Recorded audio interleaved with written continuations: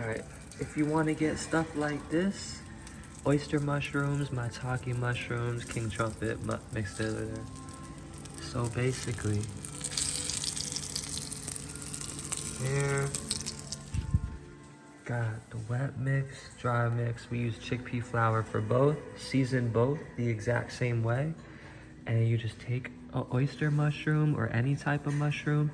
It doesn't have to be seasoned, but you could just throw it in there, right? And then throw it in here. Just roll it around in here. All right, you roll it around in there, get it covered, and then you just simply pick it up. Make sure it don't drip everywhere. Put it down, flip the next ones, and bring it over just a bit. That's it, using avocado oil. And that is how you get these.